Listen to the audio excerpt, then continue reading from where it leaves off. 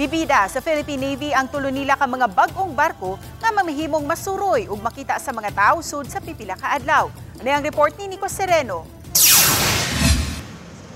Nakadunggo karon sa Pier 5 sa Dakbayan sa Sugbo ang tulo ka mga bag-ong asset sa Philippine Navy. Kaganiha formal nga gibuksan ang seremonyas paghangop sa pagbisita sa mga barko dinhi sa ato. Nihatag sila og kahigayunan sa mga bisita labi na sa mga opisyales sa syudad nga masuroy kini. Gilangkuban kini sa brand new nga BRP o barko ng Republika ng Pilipinas Miguel Malvar nga usa ka frigate, usa ka klase sa warship. Gipasigarbo sa tagduma ang high-tech nga weapon system sa sud sa maong barko nga naglakip sa super rapid gun, surface-to-surface missile o vertical launching system. Capable po sir in both anti-air warfare, anti-surface, and electronic warfare and anti-submarine warfare.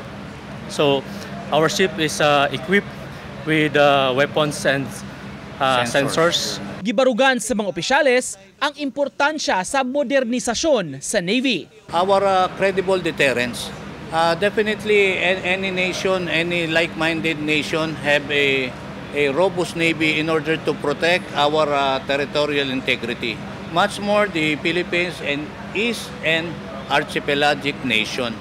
The more that we should have more ships patrolling. Pumunta po dito at makita po natin yung capability natin and kung paano po tayo nag-modernize as a Philippine Navy. Gawa sa BRP Miguel Malvar, gipakita sab ang duha pa ka mga bag-ong vessels sa Navy.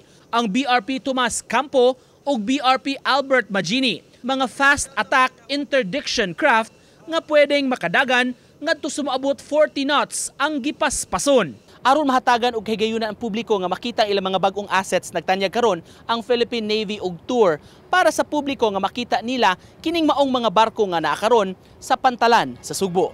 Magpabilin sa Pantalan ang mga barko hangtod karong Biyernes ug able maadlawan kung may interesado nga mutan-aw sa sulod niini. Uban ni Godfrey Relien, Nico Sereno, Balitang Bisdak.